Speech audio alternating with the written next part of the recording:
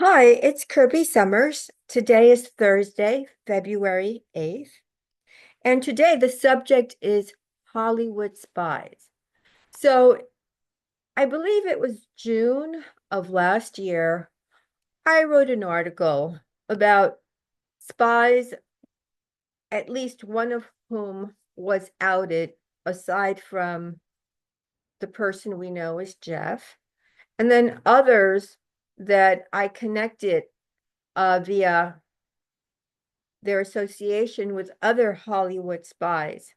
So by now, that should not be surprising that we have intelligence assets working not just for the, let's call it the various agencies in the United States. And I believe we have about 27 different intelligence agencies in the United States, but also, as I will note in this conversation with you guys today, in other states. And it's not just Israel. There are spies that were connected with Jeff from Norway, who are also connected to the movie industry. And frankly, very little is known about his connection, meaning Jeff, to both the music industry and to Hollywood. And I have been trying really hard in the last 5.5 years. It'll be 6 in July, which is crazy, to expose a lot of the things that are left unexplored. And so I'm going to basically read as much of my article that, again, is on my Substack, where I keep all of my deep dives, or at least most of them. Let's just say most of them, because there's a lot to come. And there's only so much I can do on any given day. So while many people are aware of, let's say, the CIA's connection and Mossad to Hollywood, um, everyone else, and frankly, even these agencies have managed to keep their covert operatives pretty much under seal. Uh, Probably the best known secret agent in the film industry has been Arnon Milton, the producer behind Pretty Woman, Fight Club, and LA Confidential. But there are more. And so while information on Milton has been kept online, other leaks about Hollywood A-listers with cloak and dagger double lives have been scrubbed. For example, I was in the middle of writing an article about one such spy, and then when I tried to link back to like source materials that I had found, these were gone. The pages had already been scrubbed. Now, whether or not that means that my work is being monitored, and I believe it's been monitored, to be honest, since I got online, which would have been in the 1990s. So in the 1990s, I believe it was the middle of the 1990s was when I first went online, and I do recall some very odd things happening at the time, and even then suspected that, gee, if this was scrubbed as quickly as I put it down there, then, and I didn't know even the word scrubbed at the time, but it kind of disappeared, then, somebody has to be watching what I do. So, but anyway, today we're going to dredge up um Hollywood spies and very curious connections. So I don't know how many of you are aware, but one of the very well-known actors in Stanley Kubrick's Eyes Wide Shut, which, as you all know, is a very infamous film now, made in 1999, is Sidney Pollock. Sidney Pollock was born in 1934, and he remained with us until 2008. However, he too was a spook. And I'm going to explain as I continue to read this article, but I'm curious to hear from you, and, put your comments below if you also knew that Sidney Pollock was a spook.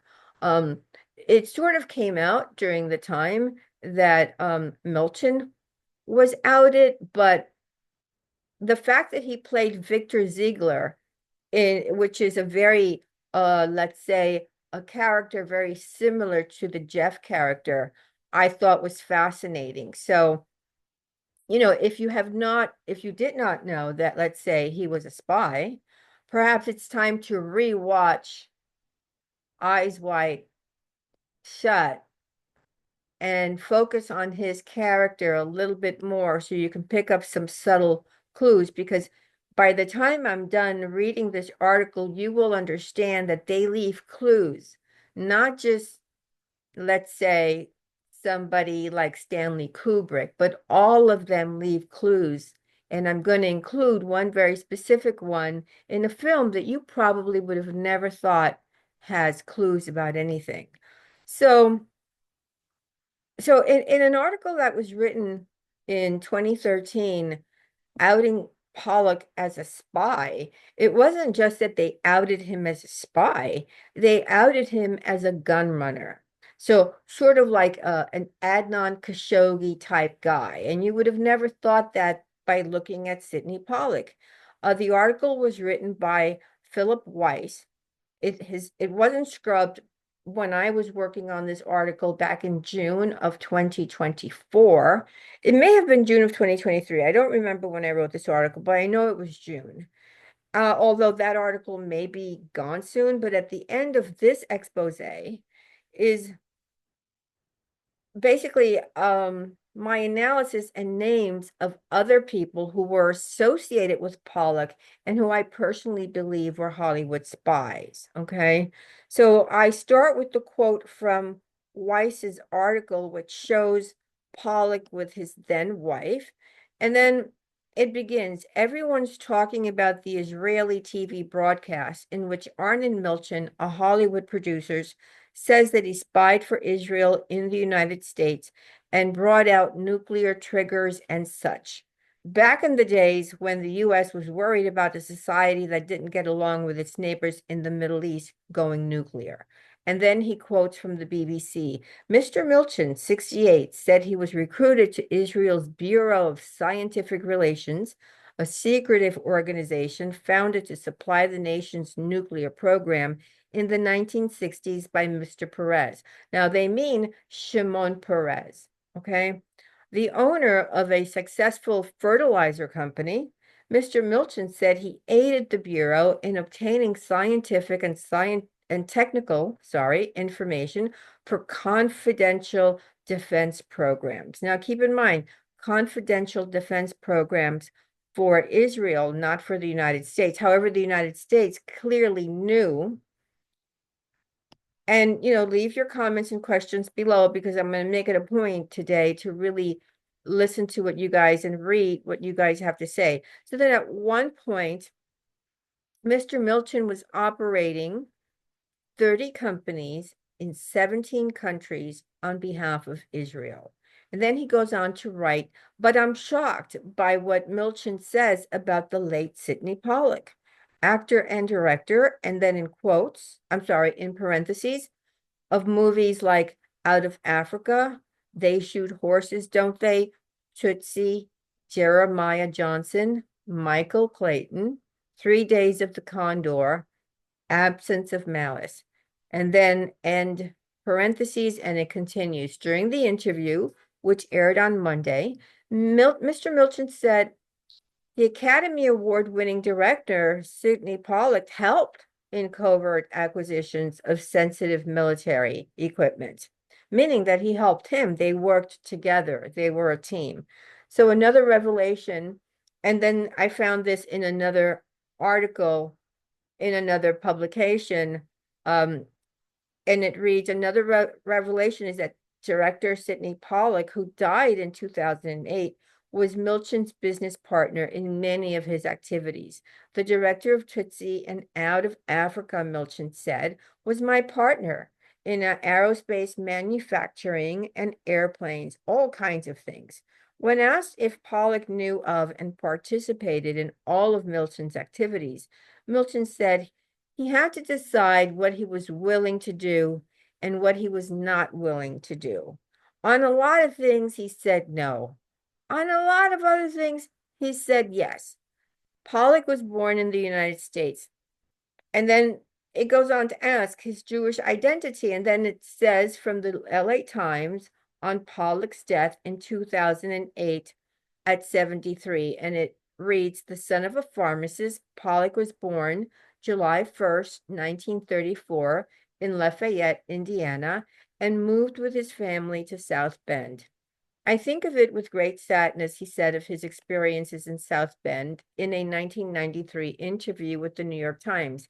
It was a real cultural desert.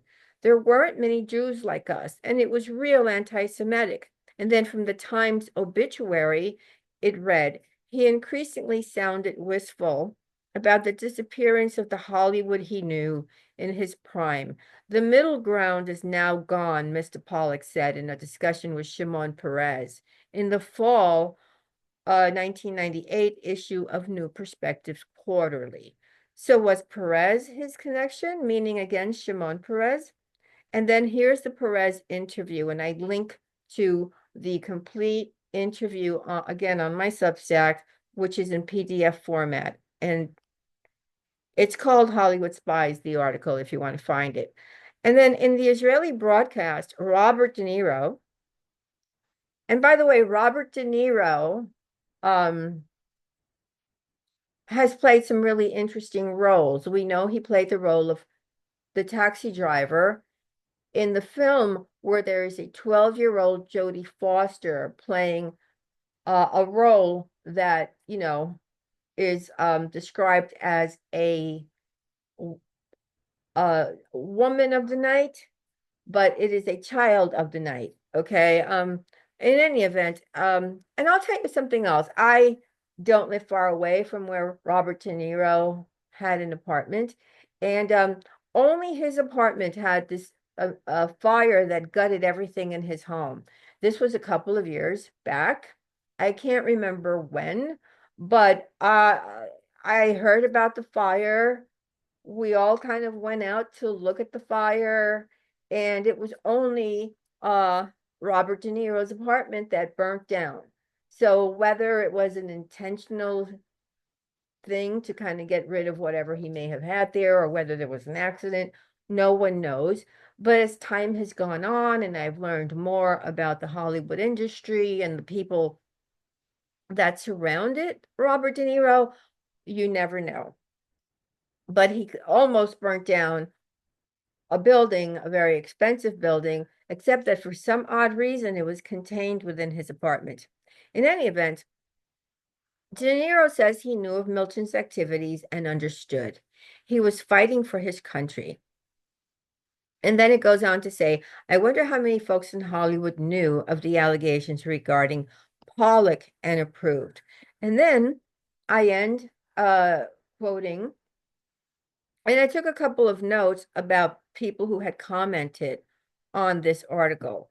And this reads, as Arnon Milton is also a financier of Oliver Stone's movie JFK, I wonder why Oliver Stone's movie fails to mention critical facts like that the murder of JFK opened the path for Shimon Peres to develop Israeli nuclear weapons, while JFK was dead serious to prevent Israel from getting nuclear weapons. And then there was another comment.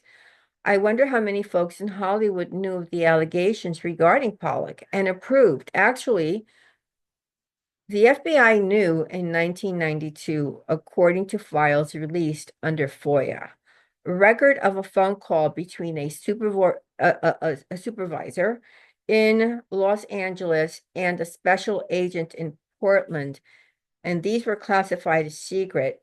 The special agent notified LA of impending news media coverage of an extremely successful movie producer in Hollywood, meaning Milton, noting that his ties to Oliver Stone, Sidney Pollock, Barbara Streisand, Tom Cruise, Richard Dreyfuss, and Robert De Niro was going to happen, right?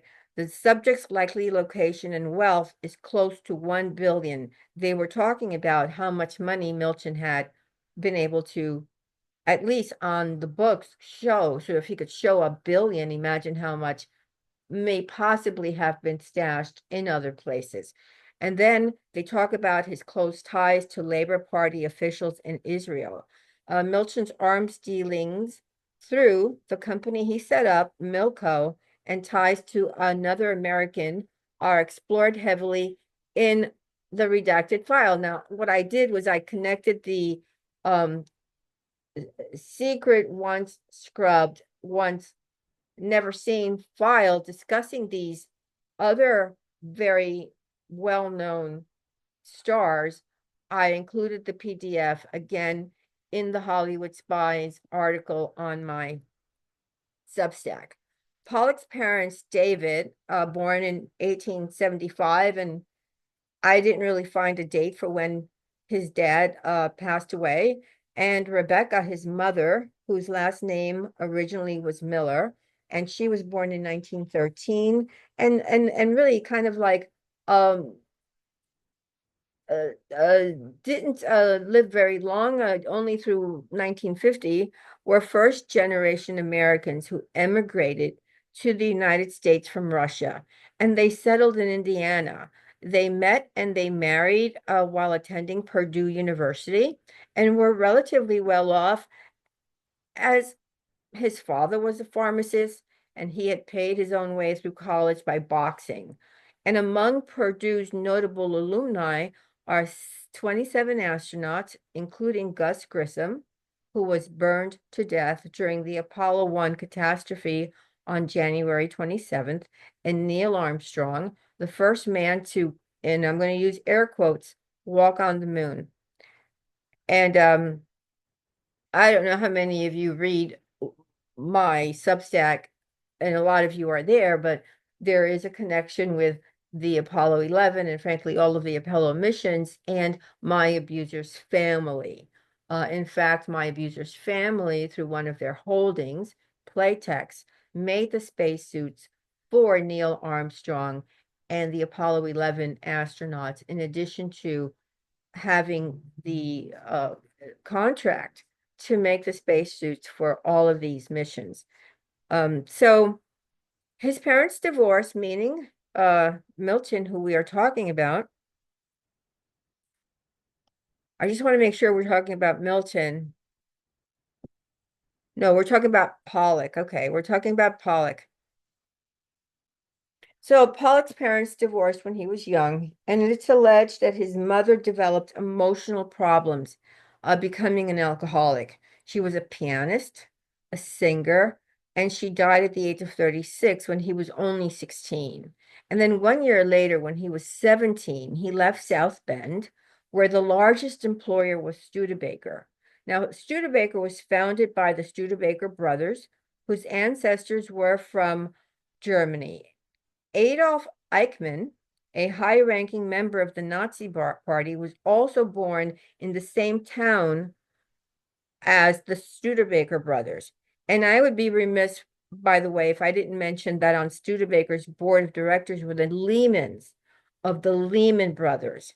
And if you have read my article, you will know that it is Lehman, that Eli Black, Leon Black's father, that is where he was selected to become the CEO of United Fruit.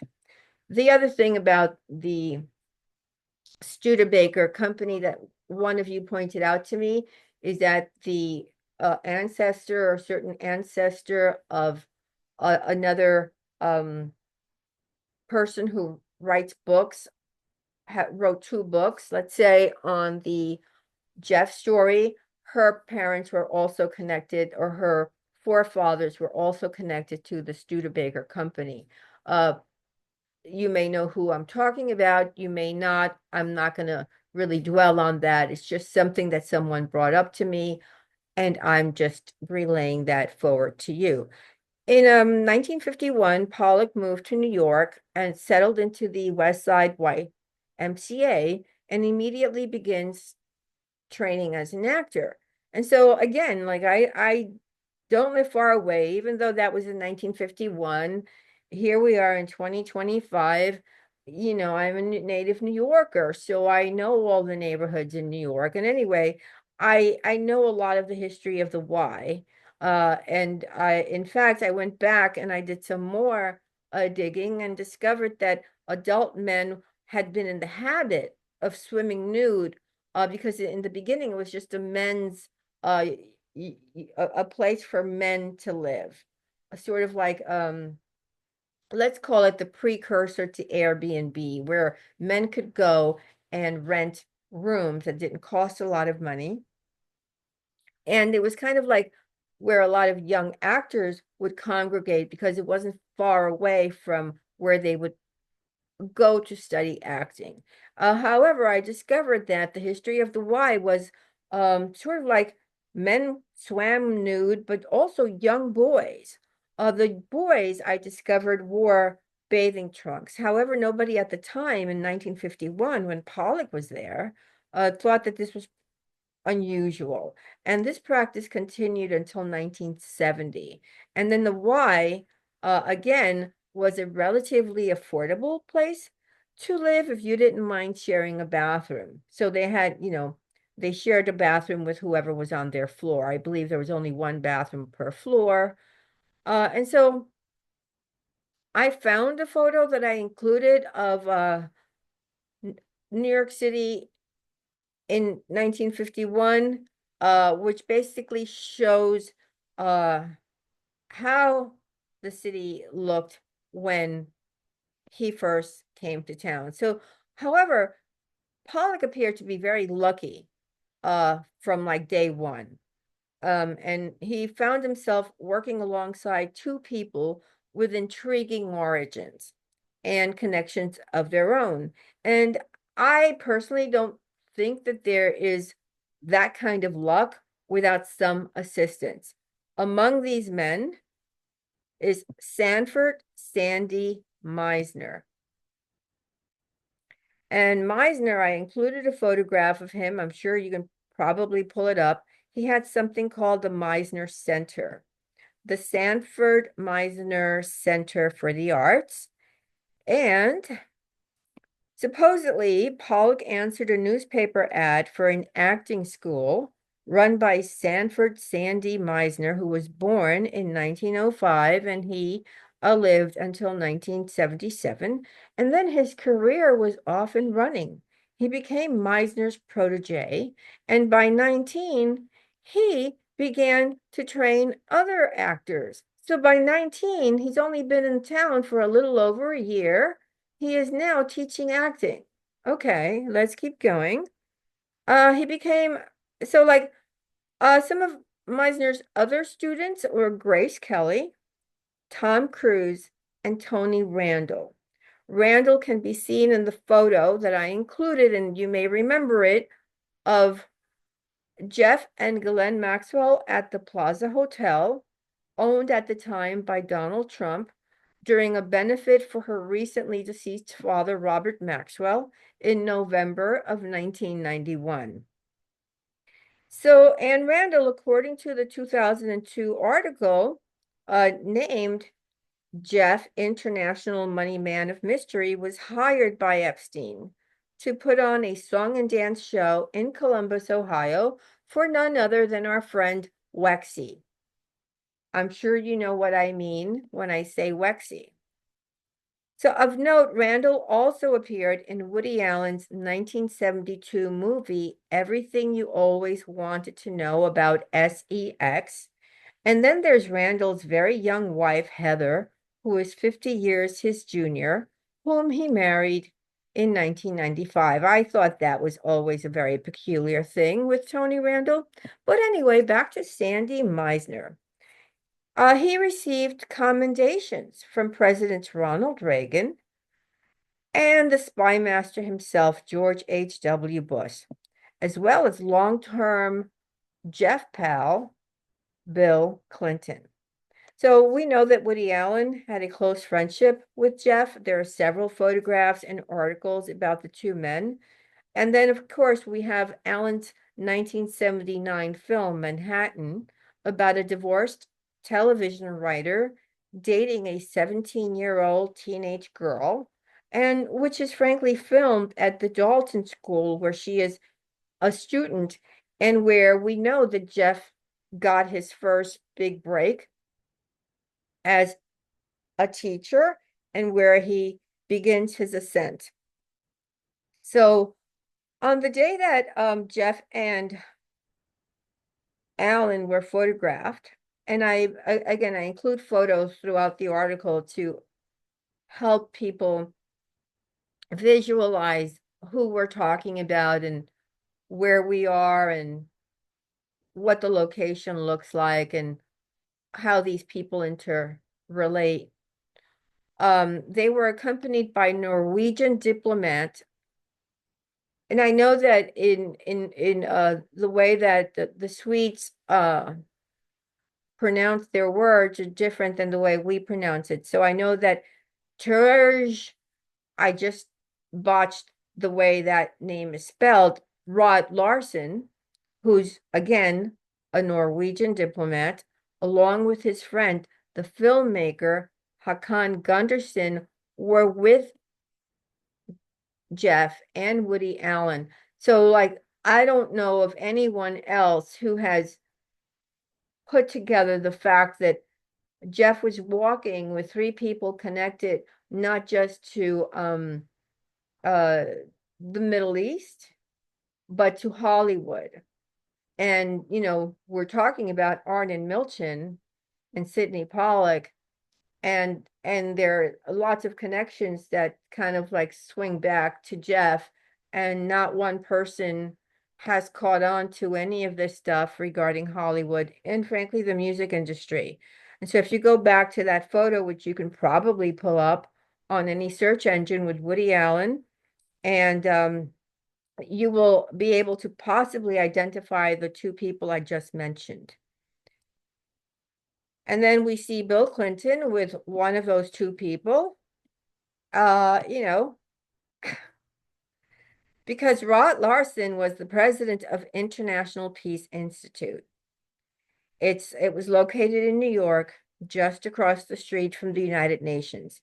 And it should be known that Jeff, Leon Black, and Bill Gates provided the International Peace Institute with very large donations.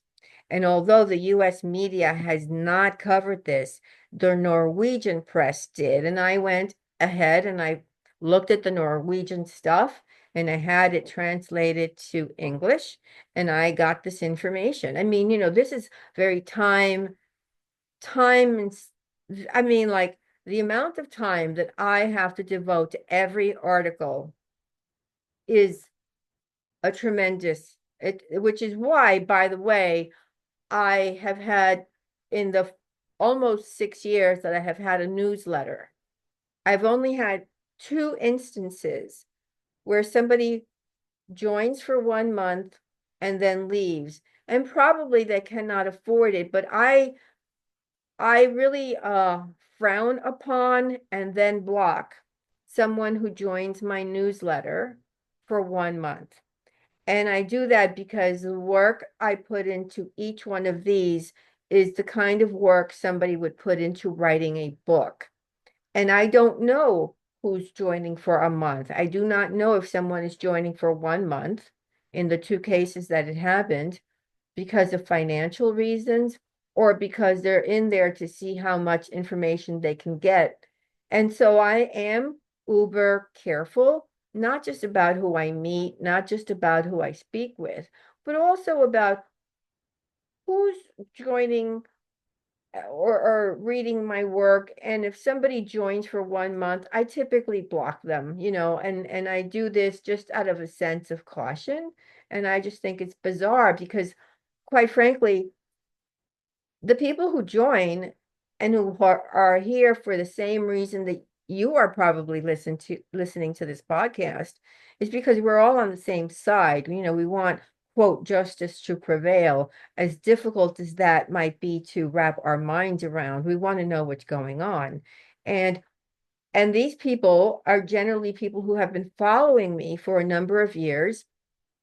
And certainly once somebody becomes a member, they already know something about me.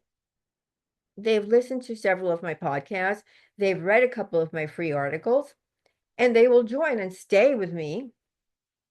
And, a lot of these people I consider them, some of the people that I can trust the most. However, I just want to say that nobody has really covered this stuff. And I went ahead and I looked at the newspapers that the Norwegian press put out, and then what I can say is that from 1982 to 1993, Rod Larson was the director of something called the FAFO Research Foundation, from which sprang his work for the Oslo Accords. And then following this rabbit hole led to other very noteworthy names connected to the spider's nest, such as Larry Summers. And then, like it was just too much for this one article where I still have a lot to share with you. So I decided that that rabbit hole that I stumbled upon that led to Larry Summers, who you may all remember, not just as being Jeff's friend, but also Harvard, and also who was given a very prominent position in the government. He showed up. And so I'll just cover him at another time. A second person who became someone close to our friend Sidney Pollock in the early days was John Frankenheimer. Now, these names are old school names. Now, he was born in 1930 and he stayed with us until 2002. He was a film and television producer. He became the second most important influence in Pollock's life. Pollock would later say that he arrived in Hollywood in the same random way, having been sent by Frankenheimer after working with him on something called Playhouse 90. Now, Playhouse 90 were television scripts that were written by Rod Sterling of Twilight Zone fame, and he was put to work as a dialogue coach for the child actors in the movie The Young Savages of 1961.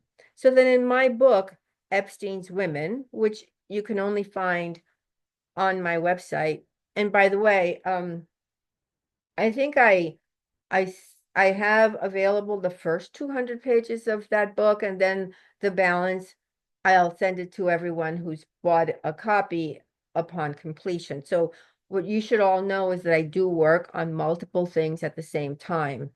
Uh, and that's the only way to get anything done. Anyway, let me go back to my book, Epstein's Women, where I do include a reference to the Twilight Zone. And the reason I do so is because Bennett Cerf, born 1899 to 1971, was one of the writers of this what was described as science fiction. And to be frank, if you go back and you look at all the Twilight Zone episodes, you'll see that these are really programs under the umbrella of MK Ultra. And that back in 1961, there were people calling this genre of real programs science fiction. In any event, what was interesting about Bennett Cerf was that in addition to being the founder of Random House, his office was in the exact same location as the one that Jeff would later occupy at the Villard houses in New York. Now, my most recent article, which I believe is part 8 of my series, Weird Scenes in Liverpool. Once again, I discovered myself face to face with Bennett Cerf. And once again, it was through a PDF file person who was given a very honorary position by Queen Elizabeth. But I cover a different aspect of Cerf as it connects to Dorothy Kilgallen, as it connects to the JFK unaliving that happened in November of 1963, and then as it then moves in through the lives of the Beatles, frankly. So, I mean, if you're not really reading that you should be reading that. I thought it very strange that Bennett Cerf and Jeff would occupy the very same office. And then in my article, I do explain what my thinking of this not coincidence thing is. And then, of course, I included a poster of Rod Sterling's Twilight Zone, which has on it the Albert Einstein E equal MC square equation, which is what Jeff named his so-called modeling company that Jean-Luc Brunel sort of ran for him. So let's go back to Frankenheimer and let's summarize some of his films. These include The Manchurian Candidate, 1964. Remember, that's Frank Sinatra. There's a lot to Frank Sinatra that has never been explored. Again, this is for another day. However, this film, made in 1964, is essentially about MK Ultra. And then there's another film that's connected to Frankenheimer, 7 Days in May, 1964, a political thriller about a military political cabal's planned takeover of the United States in reaction to the president's negotiation of a disarmament treaty with the Soviet Union. So it's based on the same novel of the same name by a man named Fletcher Nebel. Now, so here's my point. My point is that these things echo what's going to happen to Kennedy in 63. And then and really meaning that there were people who knew that this was happening and they were planning for it. Don't forget that Kennedy had just won his second term. So he was only in there for a short while until it happened, but it happened and some people knew. And I believe one of those people was, in fact, Frank Sinatra.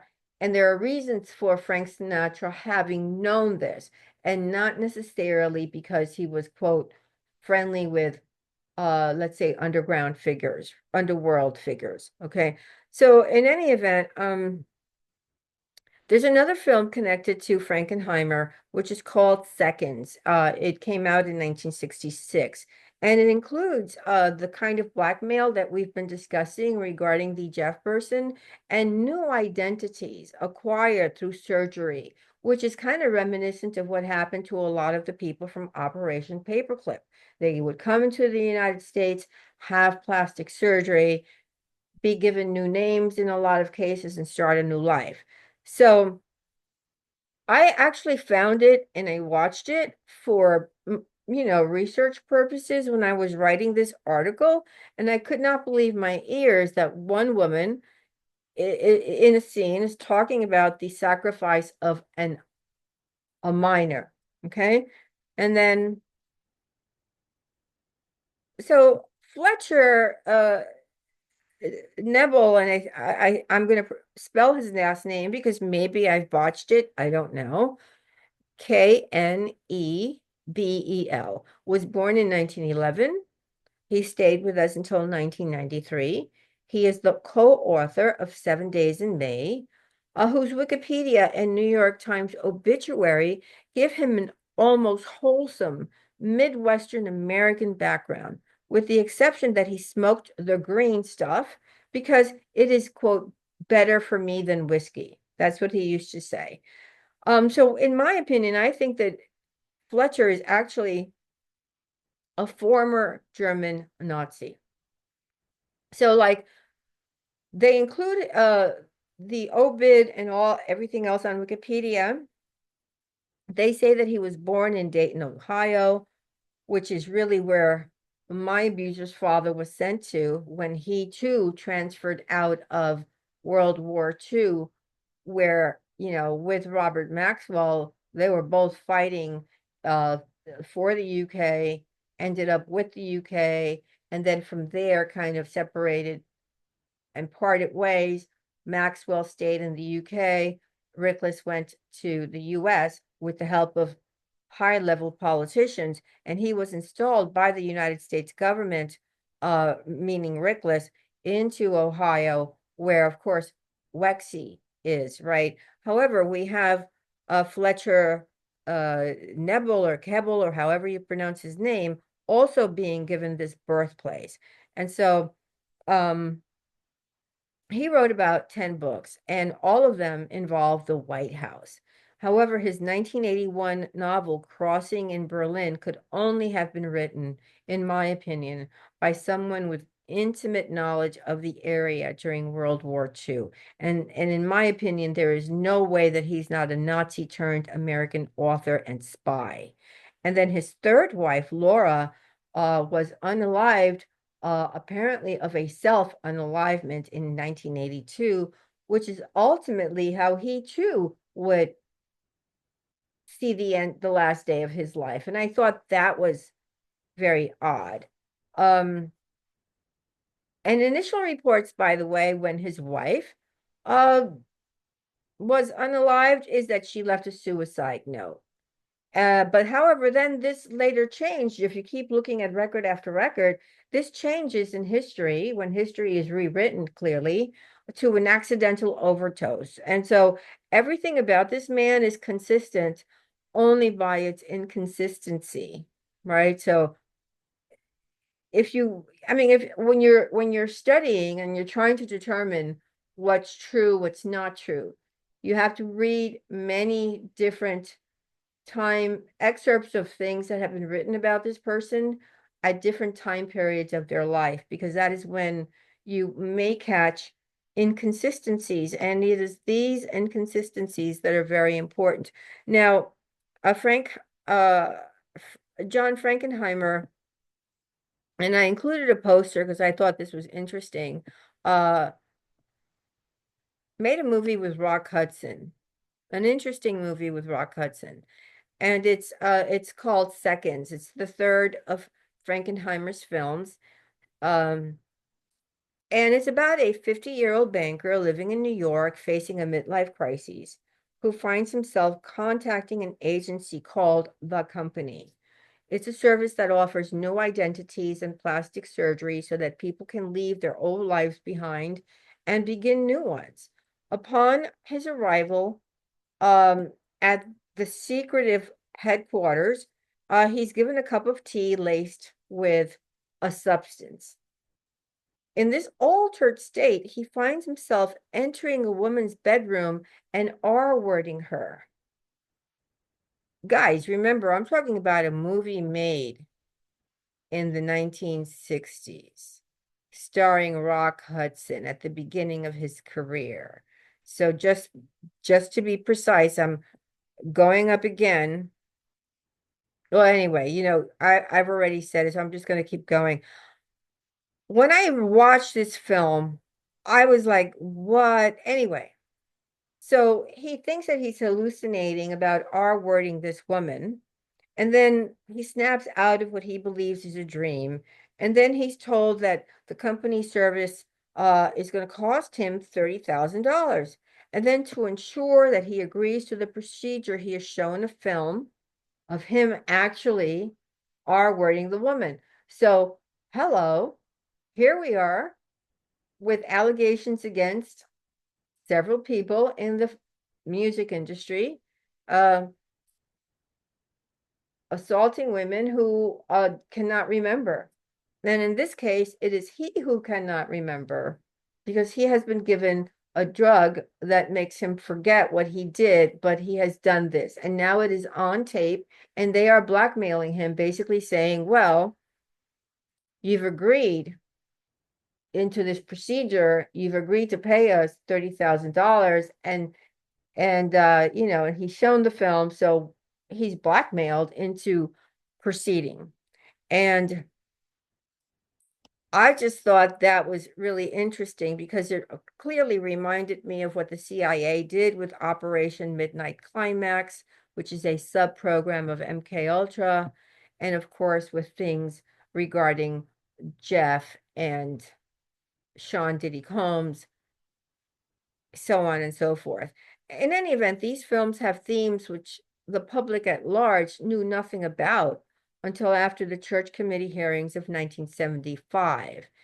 And as for 7 Days, which is almost a step-by-step on how the elite cabal decided to assassinate Kennedy, that's never been revealed. And clearly, although there's talk about all of this evidence that Trump is supposed to, release, that's not going to happen. Clearly, it's not going to happen. In any event, this suggests that Frankenheimer and the various authors had access to top secret information. And there's really so much to cover about the enigmatic Pollock, Sidney Pollock, whose style when he was directing films left no fingerprints, identifying him as being involved. But then, secrecy, after all, was his craft. He was a spy. And so you have to kind of know that he's a spy in order to make sense of his work. That's why I suggest you go back and you watch some of the Pollock films, because then you can start detecting things in the films that he was either in and or that he had a hand in creating, in order to see his work as both an actor and a director through the knowledge that you now have that he was in fact an intelligence asset. So let's go to 3 Days of the Condor, starring Robert Redford, Faye Dunaway, Cliff Robertson, Max von Sydow, right? And it's a film by Sidney Pollock. Now, in the film, which was 1975, 3 Days of the Condor, it held up well. It first appeared on the screen back then, and I watched it. I picked up on details I had missed because I believe I saw it about a decade ago. There were great tidbits and words that are used that frankly only a spy would know to include. And now, of course, we know that a spy did include these words into 3 Days of the Condor. It's about a group of CIA analysts reading everything that's printed in a CIA, like a hidden CIA office on East 77th Street in New York City. Joe Turner, who is portrayed by Robert Redford and whose code name is Condor, runs out to get lunch for the staff. And then when he comes back to the office, he finds the whole group has been wiped out. And then another Pollock film, which screams nothing you see is real, is Tootsie. All right, 1972, starring Dustin Hoffman, Jessica Lange, Terry Garr. And the cross-dressing aspect of the film may not be apparent to people who are not familiar with, let's say, the elite PDF rings. However, it's the first thing that came to mind when I sat down and attempted to rewatch it. Now, to be frank, I was put off by it because of the memory of having heard one of the Franklin survivors remember what happened to her as a child, where she was taken to a party and everyone was dressed as a female. And when she looked at their legs, she saw that they were like hairy legs, and she realized that these were not women, these were in fact men. In closing, and frankly, I left out some details. Again, my subscribers can read the whole thing. Pollock's partner in spying, Milton, liked to leave clues in his film. So, for example, in Heat, 1995, starring Al Pacino and Robert De Niro, the word spy is seen in one of the scenes. It's there for at most 2 seconds, maybe 3, but I took a screen image. I rewatched it. I actually liked the film. It's a good film, but I was like, really? He just left the word spy there. So I have included that in my article. I mean, they just want to leave a subtle hints that most people don't know, but others in the know chuckle at, and then they kind of like, see each other later at a gathering. They're like, I saw what you did there. All right, guys, I am very curious to hear your thoughts on Hollywood Spies. Have a good day. Bye. Oh, like and subscribe. All right, bye.